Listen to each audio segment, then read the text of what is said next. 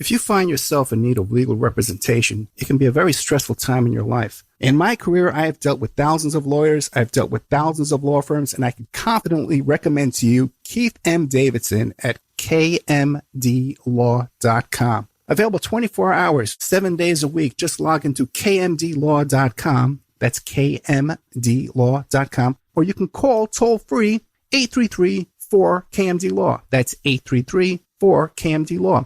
Personal injury, wrongful death, STDs, sexual assault, car accidents. They handle it all efficiently and professionally. It doesn't matter how imposing the opposition may be, because the team at kmdlaw.com are battle-tested and fierce. They will not stop until justice prevails. Go to kmdlaw.com or call toll-free 833-4KMD-LAW. If you're in for the fight of your life, stop screwing around and contact KMD Law. Silk City Hot Sauce. A small batch hot sauce prepared with farm-grown peppers. Rich and vibrant taste, no artificial ingredients, 100% pure goodness. 8 flavors from mild to wild. The sweet and spicy Mango Madness, the green jalapeno sauce called Aztec Attack. The Dragon features fire-roasted peppers and pure Vermont maple syrup. Killer hot sauces for the true hot sauce fanatic, a blend of ghost peppers, habanero peppers, honey, and garlic, and more. You gotta see the bottles, too. Each flavor has original comic book artwork. You gotta see them. Go to SilkCityHotSauce.com. SilkCityHotSauce.com. Enter promo code ED, ED, to save 15%, and you'll also receive a free bottle of hot sauce. It's the Opperman Report. And now, here is investigator Ed Opperman. The Opperman Report is brought to you by Aquadam.net. You can give them a call at 707-764-2119. A flooded home is never easy to deal with. You're left with the mess to clean up, the insurance companies to deal with, and not to mention all the memories, the precious memories that are lost in the flood. You can never replace those. And Aquadam can be a tool in your arsenal to protect your home and property from the floodwaters. The cofferdam is filled with water to control water and is reusable as long as it's taken care of. It can protect your home or business from rising floodwaters like a dam, but without the beavers. It can also be used in construction. If you need an area to be dewatered, an Aquadam can do the job. An Aquadam was used at SeaWorld in Orlando for the Mako roller coaster ride during the coaster's construction by dewatering the work area. An Aquadam is now dewatering the work area at San Antonio SeaWorld for their newest roller coaster ride. An Aquadam has been used in many construction projects all around the U.S. and all around the world. Now give Aquadam a call, 707-764-2119. You can look them up online at aquadam.net. You can find them on Facebook at Aquadam Inc. You call them up, you email them, you tell them Ed Opperman sent you, and they're going to take 10% off the price. Aquadam.net, 707-764-2119. It's the Opperman Report. Join digital forensic investigator and PI Ed Opperman for an in-depth discussion of conspiracy theories, strategy of New World Order resistance, high-profile court cases in the news, and interviews with expert guests and authors on these topics and more. It's the Opperman Report. And now, here is investigator Ed Opperman. Okay, welcome to the Opperman Report. I'm your host, private investigator Ed Opperman. You can find me at Opperman Investigations and Digital Forensic Consulting, either through my website, emailrevealer.com, or you can just email me directly at oppermaninvestigations@gmail.com. If you like our show, there's a lot more content on Patreon. You go to the Opperman Report Patreon, and we put up about 8 hours of content each month. Plus the shows that you hear here Monday to Friday, we put them up on there with no ads, ad-free. Plus a lot of free content up there as well. Also, too, our archives you can always find free at Spreaker.com. You sign up for free, get an email notification anytime I put up new content, and there's a chat room you could chat with other listeners. Very excited about today's show. I'm watching a TV show yesterday about Jodi Arias, and for me this was new news. I didn't realize this was an old interview, but we have Donovan Bering, who was, I guess, in pretrial detention over there in Pima County, along with Jodi Arias, and she has a lot of information to share with us. Donovan Bering, are you there? Yes, I'm here. Thank you so much. Can you tell, before we get into the whole story about Jodi Arias, tell us about yourself, Donovan Bering. Well, I've traveled quite a bit in the last probably 10 years, but I planted my roots in Phoenix, and kind of all my learning experiences pretty much happened in Arizona. And I guess you raise birds? Excuse me? You raise birds? No, I can hear birds chirping in the background, huh? Oh, that's weird. Okay. Wait, who is that? Huh? That's a bird in the background? Oh, you can hear the birds? Yeah, I can hear the birds. Yes. So she's gonna move them. Oh, no, that's okay. And the birds are fine. I was just... Okay. Okay, so now what happened? This was Pima County Jail? Yes, it was. It was Estrella Jail. Okay, and how'd you wind up there? Well, I got involved with an individual that I was going to go into business with, that she decided to burn her old business down, and got involved in the whole situation of it. And I had just gotten here visiting from Alaska, and that's how I ended up in the jail. So you were in there awaiting trial yourself? Yes, I was. And what was the disposition of that case?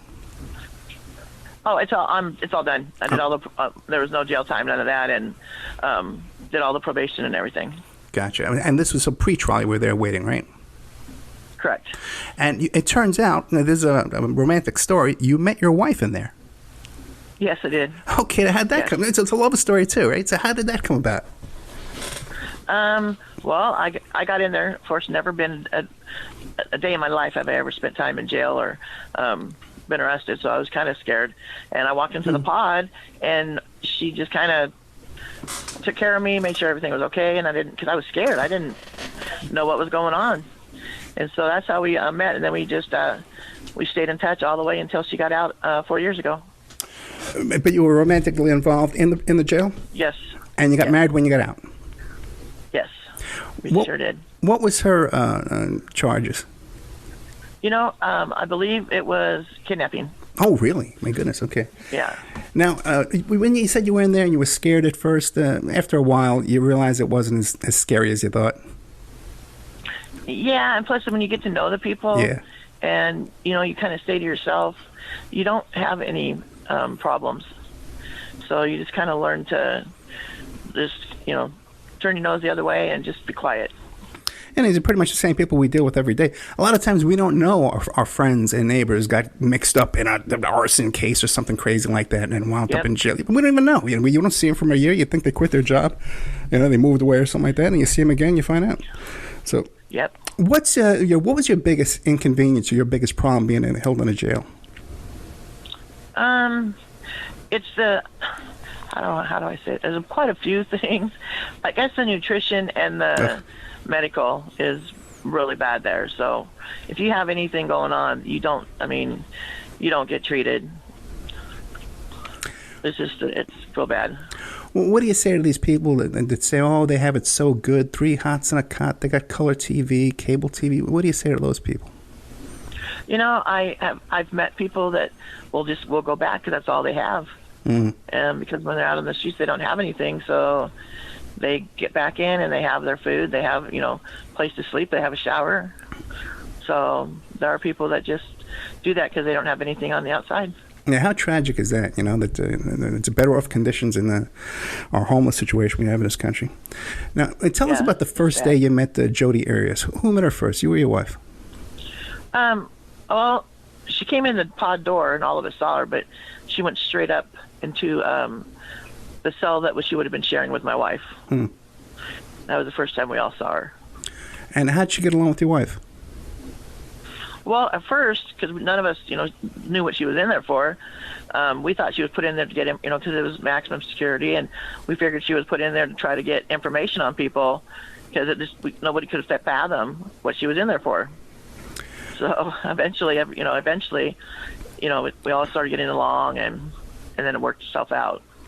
So because she was so clean-cut and well-groomed, you thought that she was some kind of undercover agent or an informant being sent in there to uncover information?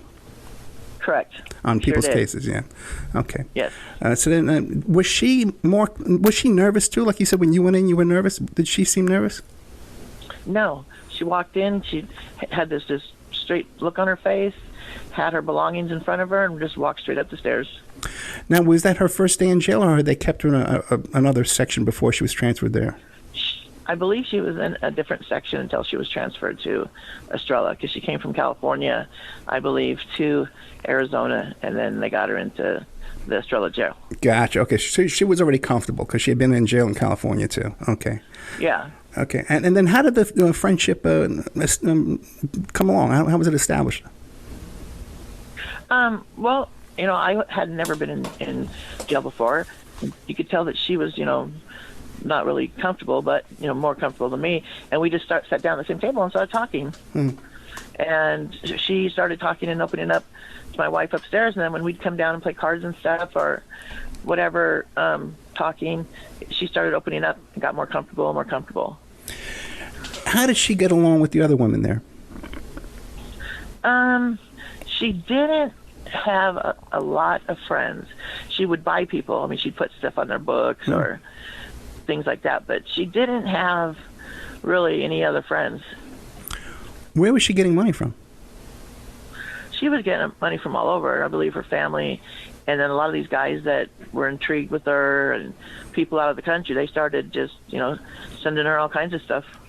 So, but even at that point, she hadn't confided in you and said, "Hey, I'm Jodi Arias. I'm here for murder. My case is all over the news."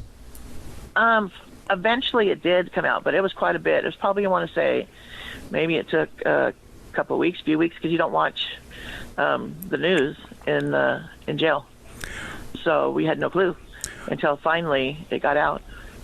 But what about people? You can only keep it quiet. So you can only keep it quiet really so long. Yeah, but what about people that just arrived? They were watching the news the night before, and they got a DUI, and they got to do 6 months. And they just arrived. Yeah. Didn't they recognize her?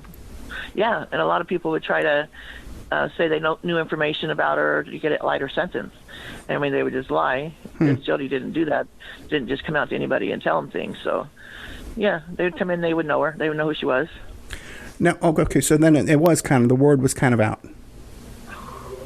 I'm sorry, I didn't hear you. Yeah, I'm saying so the word was kind of out that this was Jodi Arias and she was on TV for murder. Yep, that was starting to. When you heard she was in there for a murder charge, were you shocked? Yeah, absolutely, because when you meet her, you really you can't even fathom, her doing that. Now, when you first meet her, because you don't know details or anything, but people were shocked. Now, when she would leave the pod and go to court for court appearances, would she come back and complain about her attorneys? A couple of times she did with me, and I'm not sure what she talked about with her roommate, but she would tell me how discouraged she was with the quality of her legal representation. Yes, especially the first set of lawyers, and then she got these other ones, and it was nothing but, it seemed like tension from day one. Okay. And now, was she on the phone a lot? Absolutely. Okay. Nonstop. Okay. So now, when you started, what did she tell you happened? Well, what was her version of the events that happened and caused her to wind up there in jail, facing murder charges? When we were in there, her story was it was self-defense. Right. That he was attacking her, and that was the story she stood by. I didn't start finding out, more detailed information until after I went home and became real good friends with her mom and family. So there in the jail, she was telling you it was self-defense. Yeah. Okay. That's the story she had for quite a while. And then what reason did she give you that Travis was attacking her? That was her excuse for doing all that she did. So it was like an overkill, but yeah, that was her excuse for protecting herself, supposedly. So her story was that she traveled all the way to Utah to visit Travis, but then they got into a dispute and he attacked her? Yeah, well, Travis was in Mesa, so she came to Mesa. Okay. Met with them because she was going to go to Utah. She had a guy she was supposed to meet there, but they got into, they stayed there. They, always would have sex and that, and then all of a sudden, he did come after her because he was seeing other people, and she started to attack him, and one thing led to another. It was like an overkill. Okay. Now, I saw on the TV show the other day you said that she was involved in witchcraft? Yeah. Yeah, she was into, for a while, she was into the black magic and areas of that, and then she kind of worked her way up to different, I guess you want to say beliefs, and then the last was her being Mormon. Okay, now that's interesting. So when she came into the jail, she was practicing black magic. No. She had already been baptized and all that into Travis's church and that. So. Okay, so she was into black magic as a child, then converted to Mormonism, LDS, and then back in jail, back to black magic? No, I don't know. My wife was there with her. Okay. But the whole time she would talk to me, she always had the like a Mormon book, and she would. But she was very educated in many different beliefs also. But I never saw her practice black magic in the jail. I know she did when she was growing up. Okay, and do you know who influenced her to get into that? I believe I was told it was her boyfriend. She had a boyfriend, okay. But your wife, in the interview I saw of your wife on TV the other day, she said that she saw her doing this witchcraft and black magic there in the jail. And then she probably did, because they were upstairs. I was downstairs. So that's fascinating. So your wife never mentioned that to you? Says, hey, she's up there doing all this stuff. She didn't do. Yeah, because you don't know who, you stay really quiet in there, because you don't know who's listening and what they're listening for, just to better themselves. So you just kind of have to choose what, I guess, you talk about and stuff. Now, were you there while she was on trial? No, I went home in, let me think, October, November, December, January, in March, and I was friends with her mom and all that, and we were writing, and I was doing her posting and stuff. So I started when she went to, right when she started her trial, I was there with her mom. Oh, so you would go to the court with her mom? Yes, with her family. Because when you got out of jail, you took over her social media. Now, what did that involve? Well, sometimes it would be really ugly. She always liked to lash out at her parents or, embarrass people, and that was one way, was through the internet. And I used to run it, yes, but until she started getting really, into, like, to me, embarrassing her family, and that's when I locked her out and I stopped doing it. Yeah, that's right. At one point, you actually locked her out of her own social media. Yes, I did. Okay, because you were upset about some allegations she was making about her father? Yeah, and, and her family. It was just really sad. Because by that time, you had become friendly with her mother and father. Yes, I did. Okay. Now, at one point, you were visited by a friend of hers who came to stay at your home? Yes, I was. Okay, now how did that come about? She called you up on the phone and said, hey, I want my friend to come over there and stay with you? Correct, yes. She let us know that a friend of hers was coming in and wanted to know if we could put him up, because he had fake credentials for the media for him to be able to go in and talk to her. So, so he was staying with us. Matter of fact, my mom paid for his room of where we were staying. So, yes, he came and stayed. So this is a guy with fake media credentials who was able to visit her at the jail? Correct. Okay, now that's interesting. Now, he comes to stay with you. How did this come about that because he ultimately confessed to you and said that he was involved in the murder too? Yes, he did. It was a strange situation, and it was like Jody had something on him, or it was a really weird friendship, if that. So, yeah, he did. She got him involved in a lot of stuff. So. Well, like what else? Yeah. Well, just the whole thing with, being her friend and coming there to the jail and lying, and, they were starting to watch her mail and listen to her phone calls and that, and anybody that she would get involved with, something always happened. And so she did a lot of family damage on the internet. Okay, gotcha. So this is someone she knew before she was in jail, because obviously he traveled with her to Travis's house. Now, were they in a romantic relationship? I got the impression that they were at one time, but they were like the best of friends. There was nothing that he didn't do. Now, you've never revealed his name publicly? No. Okay. You believe she had some kind of blackmail dirt over him? Absolutely, I do. Any idea what that could be? I think that it was the sex tapes and the different life. That's because the things that I just saw and that she had written and stuff. That's, and he was Mormon, and he could have been, I guess, kicked out of the church or that, but she held that over him. Gotcha. So it's sort of the same thing as with Travis. They were both part of the LDS, and they have very strict rules about the premarital sex, and she was holding that over on them. Correct. Yes. Okay. And then she would lie, and he accused him of other things that weren't true, but yeah, she would do anything to get her way. Now, when the night that he confessed this to you, can you describe that night? It was just pretty much because Jody had started being honest with us because, of course, she's getting ready to go to trial, and especially with me with stuff, and I think other people she visited. But she did not go there to intentionally kill Travis, So she was there to kill somebody else, and it just happened to fall on Travis. Well, then who was she there to kill? It was a female that was involved with Travis. Really? And she confessed this to you, or he confessed this to you? He did. He did. Okay. Yes. So he traveled with her there to Mesa to kill Travis's girlfriend. Correct. How did they wind up at Travis's house?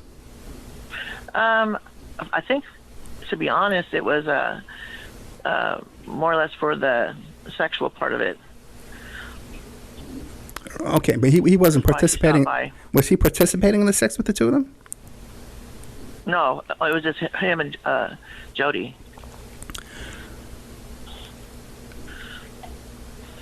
Wait, so they went there to kill... Okay, and they went to Travis's house. I had a question for you. It just slipped my mind, though. Was this someone that Travis knew? Did Travis know this man as well, previously? I'm not sure if he had met him or not, to be honest.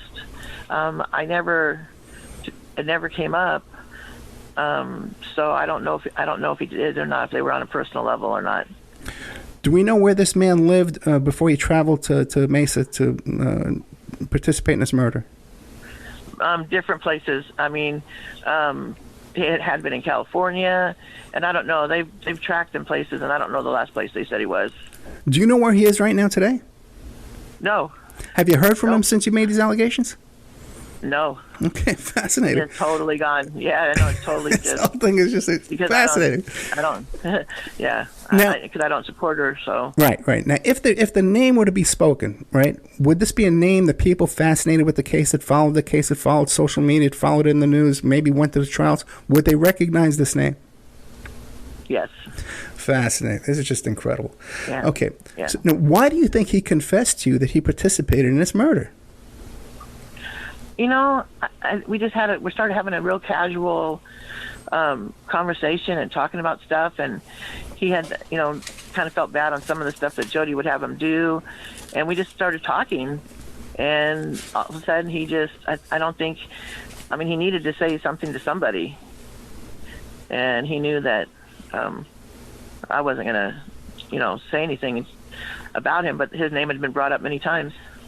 That he had been possibly involved in the murder? Correct. Yes. Really? Okay. I'm not familiar then with this name. I'm surprised. Yeah. I even tried to Google around last night and try and figure it out. I'm not sure. Yeah, 'cause I'm not sure if they have that part closed or not. I don't know what they have available and what they have sealed. I don't know. Okay, because you went with this information and you took it where? To the police or the DA's office? First of all, her mom. Okay. And then her mom was kind of on the same page as I was, and to her lawyers, but never went anywhere. Okay, you said you told her mom, and your mom believed this story, that he was involved? Oh, yeah, she did, because she had the same feeling. Did the mom ever confront him and ask him about it? I'm not sure. Okay. I know that he just disappeared, but she was hoping that they would have brought him in to question him and things like that because, it was Jody's life. So were the defense attorneys aware of this story? Yes, they were. Okay, and they didn't even question this man? That I'm aware of. I didn't know anything about it, and her mom didn't say anything about it. And what about the prosecutors and the police? Did they become aware of this story? Yeah, but the whole time they just assumed it was Jody and never looked any other way. This gentleman, was he a witness? Yes. See, that's why they don't want to touch it, because it'll mess up the case. Just amazing how these guys are so. The whole thing was sad. It was a learning experience, and nobody trusts their lawyers now. You can't talk to your lawyers without books going out or anything like that. Yeah, that's true too. That's a whole nother situation too. Yes, it is.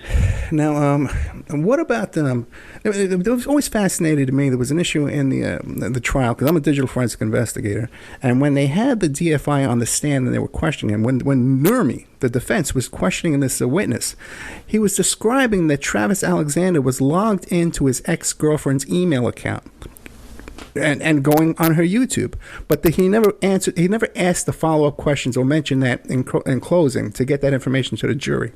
Did Jody ever mention that to you? Yes, she told me. I mean, I was aware of all kinds of stuff she said that Travis was doing and how they did get on each other's internet stuff. And back then, MySpace was real big. So yeah, and Jody was good at hacking into things. Okay, so Jody would get into his email account, and he would get into her email account, and also his ex-girlfriend's email account? That's what it was. That was what was told, and that was not told directly to me. Yeah, well, if you listen to the testimony, it's very clear. And also, too, there was a whole lot of shenanigans that went on, too, with Alexander's laptop, with stuff that was deleted that was never brought into court. Everybody was watching his live was just like in shock at the testimony in this case. What is your opinion of Travis Alexander? Of course, no one deserves to be murdered, but do you find him to be this sainthood type person, or what is your opinion of him? Oh no, I don't think he was a saint. I think he was living two lives, and which it was proven. He, what's the stuff that he was doing. But I definitely don't think he was a saint, no. He was a multi-level marketer, like a pyramid, it's not very respectable. And you watch these movies, and they talk about how he's there to help people achieve their goals in life and all that stuff. He was a multi-level marketer. Now, you said he was living two lives, though. Was this just of a normal, healthy, heterosexual man who, is living a normal, active sex life, or was there things involved that went beyond your? Well, to me, it just floored me because he was supposed to be this devout Mormon and living by all the, I hate to say rules, but living by what was supposed to happen. But then behind closed doors, he was a total different person when it came to the sexual part of it and using women. And there was two sides to him. Do you feel that he was abusive toward Jody? Yes, I do. Okay. Was Jody involved in any romantic relationships in the jail? No. No, she was not. How did she get along? It's almost impossible. Oh, I'm sorry? It's almost impossible unless she was to mix in with the guards. Gotcha. Okay, now, how was her relationship with the guards? Oh, she liked to flirt. She would play him. So. Okay. Let me take a little commercial break here, okay? Fascinating stuff here. What a story. I'm surprised you don't want to write a book. We're with Donovan Bering, who was a cellmate with Jodi Arias there in the famous case of the murder of Travis Alexander. And we'll be right back with more of Donovan Bering after these messages. And now a word from our sponsors. Before Epstein was the Franklin cover-up. Before that, the Finders. And long before that, the Cleveland Street Scandal. Pedogate Primer is a concise intro and overview of a growing child abuse epidemic worldwide. It features shocking instances of institutionalized and organizational pedophilia throughout history.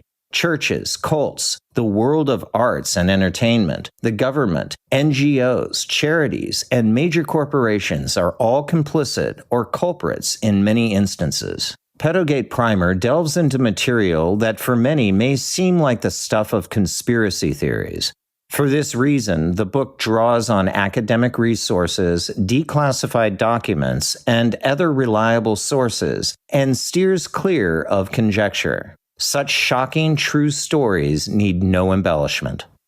The Opperman Report is brought to you by Aquadam.net. You can give them a call at 707-764-2119. A flooded home is never easy to deal with. You're left with the mess to clean up, the insurance companies to deal with, and not to mention all the memories, the precious memories that are lost in the flood. You can never replace those. And Aquadam can be a tool in your arsenal to protect your home and property from the floodwaters. The cofferdam is filled with water to control water and is reusable as long as it's taken care of. It can protect your home or business from rising floodwaters like a dam, but without the beavers. It can also be used in construction. If you need an area to be dewatered, an Aquadam can do the job. An Aquadam was used at SeaWorld in Orlando for the Mako roller coaster ride during the coaster's construction by dewatering the work area. An Aquadam is now dewatering the work area at San Antonio SeaWorld for their newest roller coaster ride. An Aquadam has been used in many construction projects all around the U.S. and all around the world. Now give Aquadam a call, 707-764-2119. You can look them up online at aquadam.net. You can find them on Facebook at Aquadam Inc. You call them up, you email them, you tell them Ed Opperman sent you, and they're going to take 10% off the price. Aquadam.net, 707-764-2119.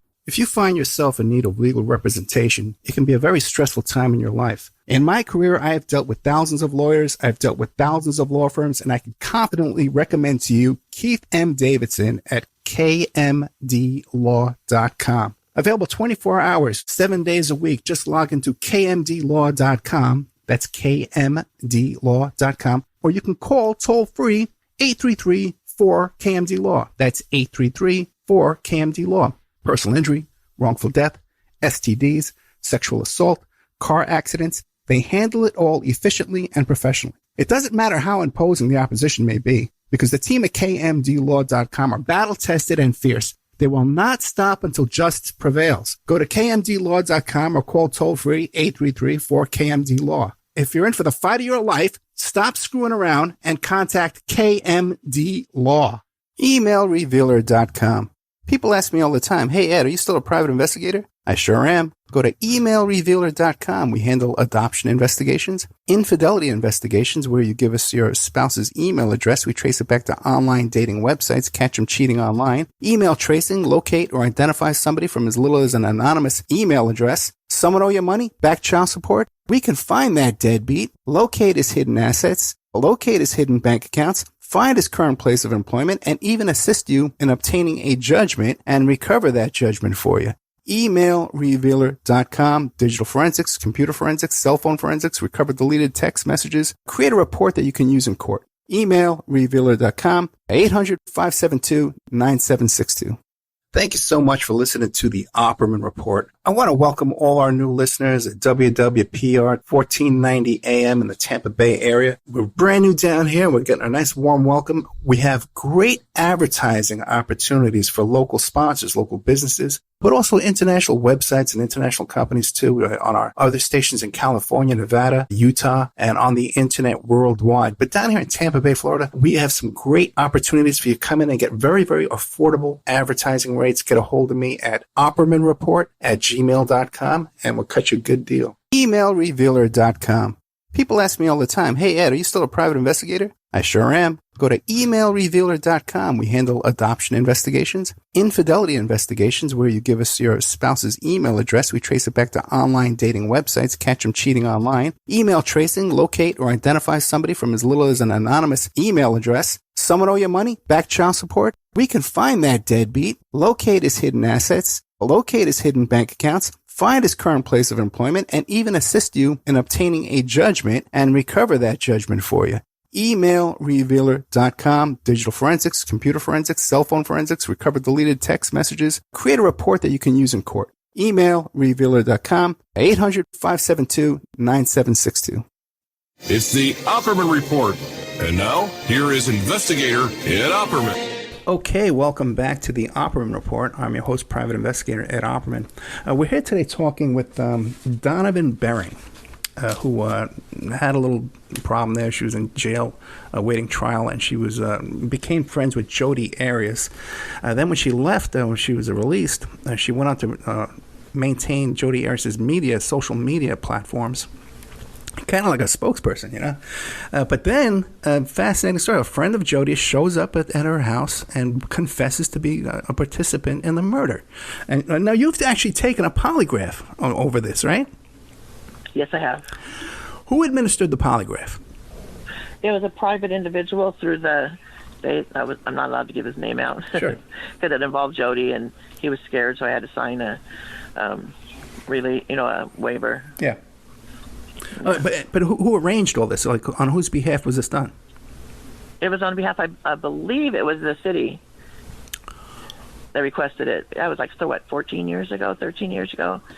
I got an email of where to show up and what it was going to be about, so that I could prove that, I wasn't exaggerating about. Wait, so someone involved with law enforcement in the prosecution arranged this polygraph? Yes, I believe so. And you passed this polygraph? Yeah, flying colors. And nothing was done about this? Nothing. This is fascinating. Yeah. But so much happened. That's why I took it. Yeah. That's why I took it, because I wanted to prove that what I had said was the truth. And since that time, you haven't heard from this fellow or from Jody? No. Not at all. And if this guy participated in a murder, are you ever worried that, hey, he could show up and possibly do harm to you? No. Now, why is that? Because he didn't. I just never got that feeling from him. I knew that he was going. When he was gone, he was going to be gone. So he's not an intimidating person. He's not physically intimidating to you. No, he's not. Okay.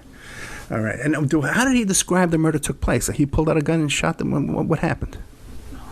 No, I'd have to look back to this. It's been so long ago. Yeah. He just had heard a scream upstairs, and that's how he got himself upstairs. And he said Jody was over the shoulder, and that's how she stabbed him in the back. And then he was involved with that. So yeah, he didn't know it was going to happen. Okay. And who fired the gun? Jody. Okay, Jody fired the gun, and Jody did the stabbing. Yes. And when he said that to you, did you believe him? Yes, I did. Really? Okay. I did. And then he helped move the body? Yes. And tried to clean up the mess? I believe so, yes. Okay.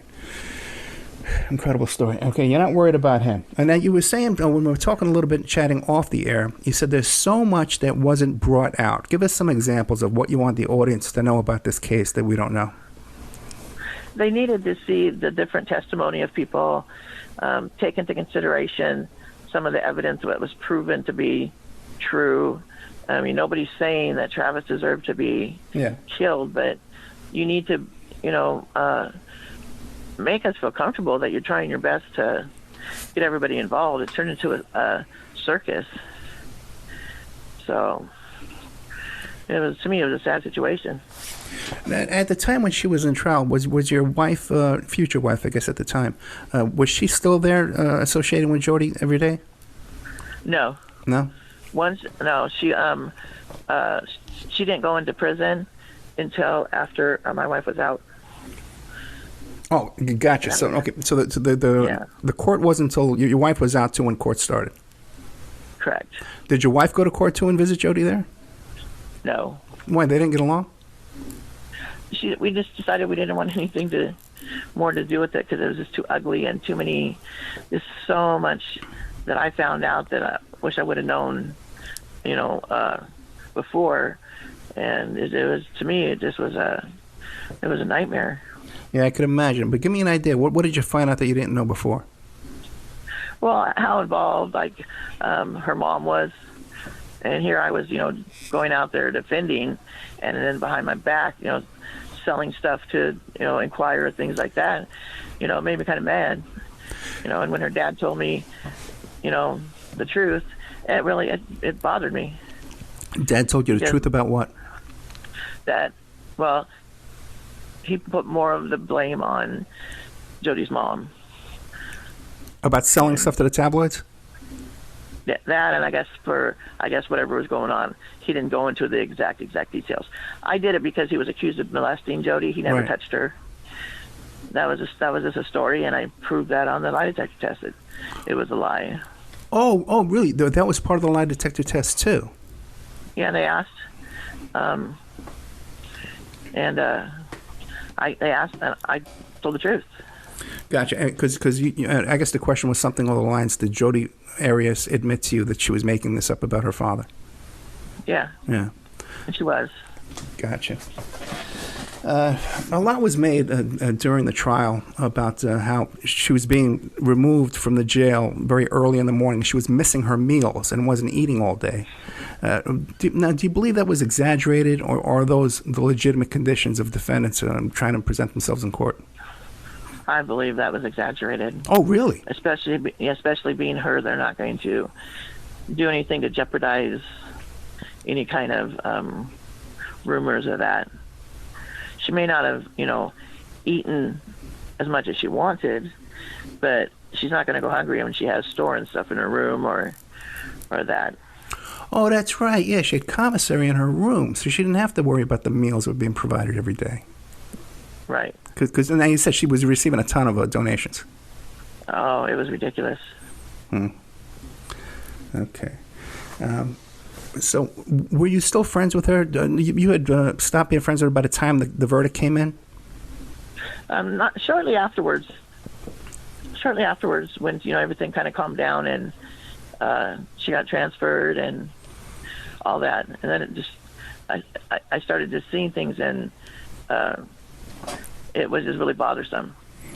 Oh, like what? So I stopped. What just, did you? like I said, the involvement of the family, and and not having me go one way and they go the other, and it was a nightmare. It turned into a nightmare because all the people that Jody would get involved and have get a hold of us and was going to do this for her or that for her. I mean, it was a nightmare. Well, give us an idea. What was she having people get involved to do for her? Postings. She had me try to get a hold of a couple like Jose Baez and Geraldo Rivera and people like that because she wanted to talk to them. For her side being a domestic, I guess, abuse. So it turned into like Hollywood. And you said that her parents were selling information to the tabloids? Oh, her mom was, and that was her dad telling me. Yeah, it's so tempting, because they're all over you, throwing money at you. What about yourself? Did they ever make any offers to you? Oh yeah, I got offers. And what kind of information did they want from you? The same thing, just pretty much, what was Jody like and what happened, and they'll talk a lot to my wife because she was more her roommate, so she learned a lot about her in the jail. But it was the biggest mistake I ever made because I lost my family over it. Oh, really? Now, how'd that happen? Oh, because they were starting to get notified by media and getting horrible emails and on social media. So they had to kind of just break away. I didn't talk to my nieces and nephews for quite a while. That's a shame. And you haven't heard anything from anybody since? No. Not even her parents? Nope. Her father died, right? I didn't expect it. No? Yeah, he did. Yeah, I didn't expect it, really, because it kind of started going away once everything was starting to die down and everything. She was already out to prison, and, she'll always get in trouble for something out there, but, that's just how she is. Do you hear through the grapevine how she's doing in prison? Some people say she's doing okay. Some people say she's, stays to herself and is scared. So it's hard to know. She's probably somewhere in between. And she's got money. Right. She still gets money coming in. Oh yeah. Okay. Yeah, she doesn't go without. Any chance of all her appeals and stuff run out, or any chance for her? If it is, it's because of the book. Some of the stuff with the lawyer and stuff, and being able to, I don't know how a prosecutor can go and write a book about information that was in a trial, because, like I said, nobody's going to trust their attorneys because they're not going to know if they're going to throw it out there.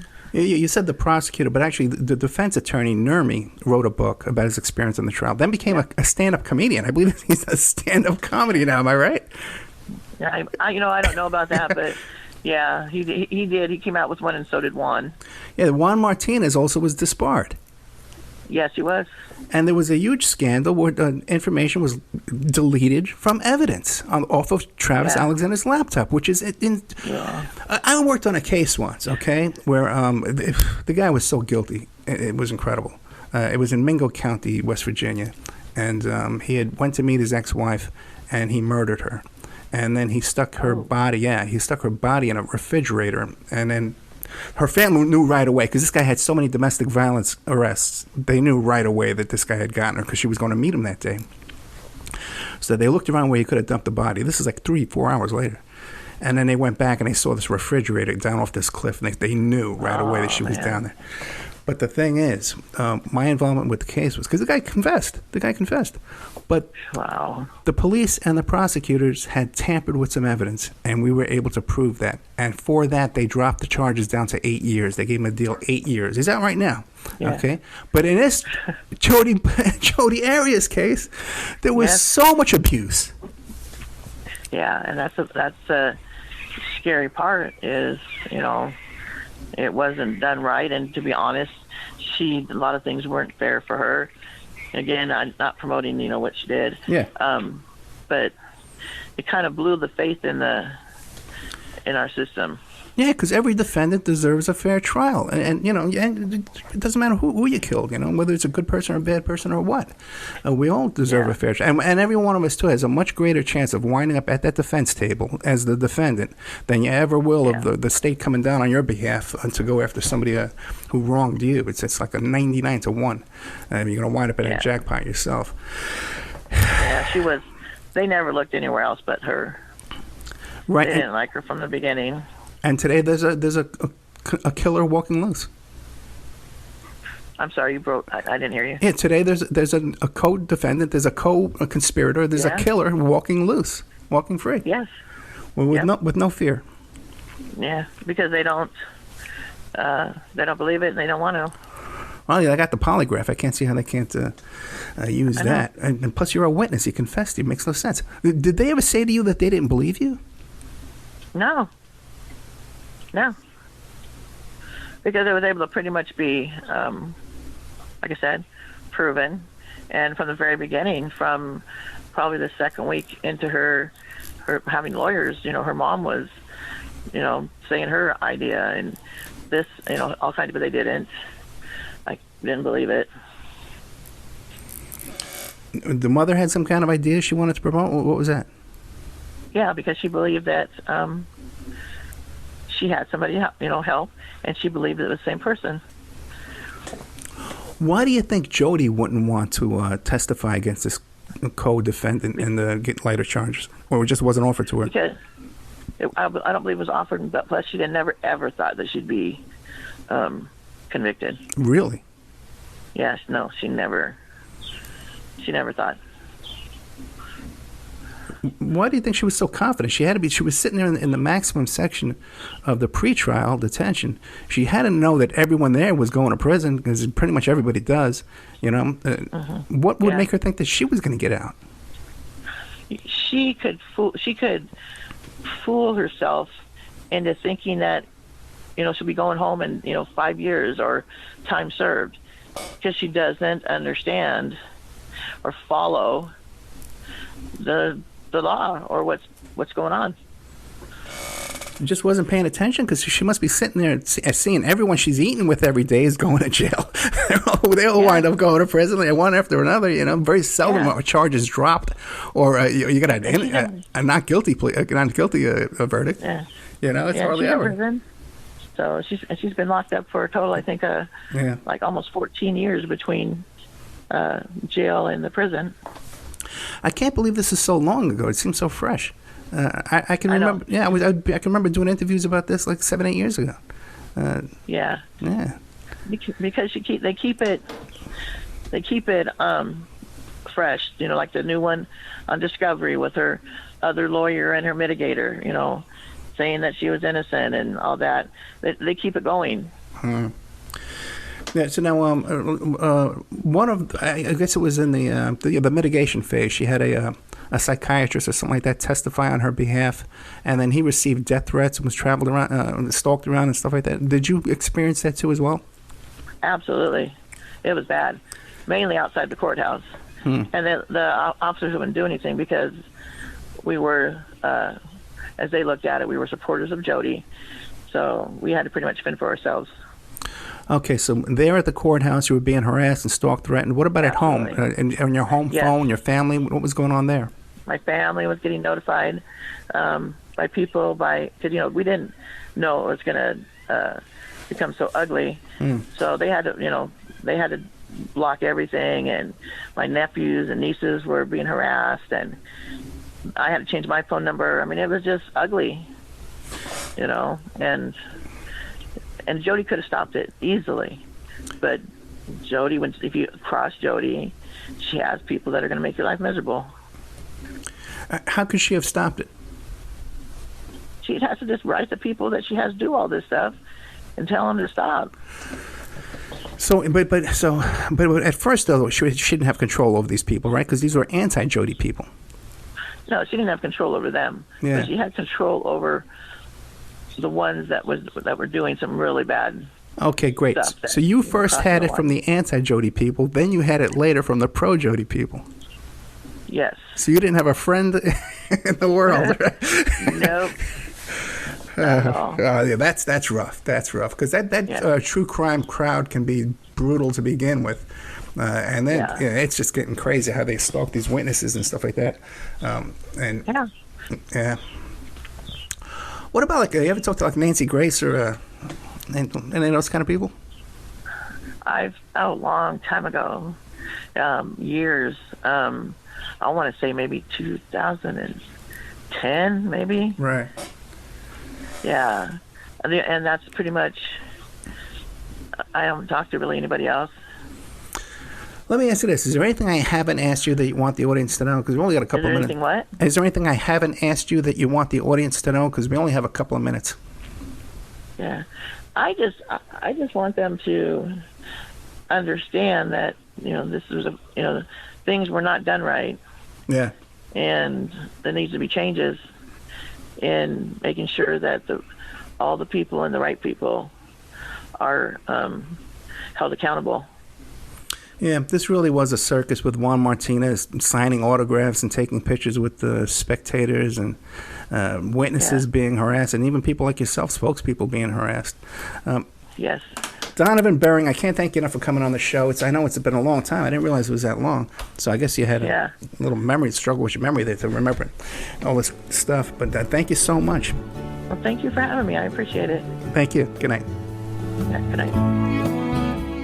And now a word from our sponsors. If you find yourself in need of legal representation, it can be a very stressful time in your life. In my career, I have dealt with thousands of lawyers, I've dealt with thousands of law firms, and I can confidently recommend to you Keith M. Davidson at kmdlaw.com.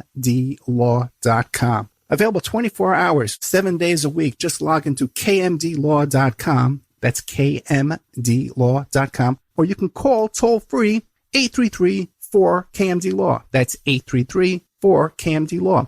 Personal injury, wrongful death, STDs, sexual assault, car accidents. They handle it all efficiently and professionally. It doesn't matter how imposing the opposition may be, because the team at kmdlaw.com are battle-tested and fierce. They will not stop until justice prevails. Go to kmdlaw.com or call toll-free 833-4KMD-LAW. If you're in for the fight of your life, stop screwing around and contact KMD Law.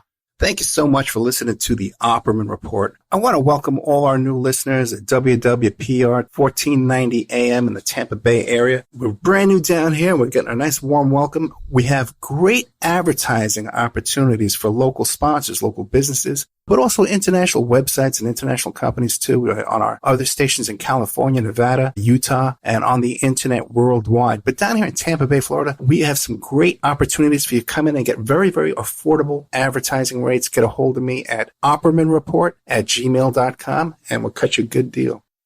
Before Epstein was the Franklin cover-up. Before that, the Finders. And long before that, the Cleveland street scandal. Pedogate Primer is a concise intro and overview of a growing child abuse epidemic worldwide. It features shocking instances of institutionalized and organizational pedophilia throughout history.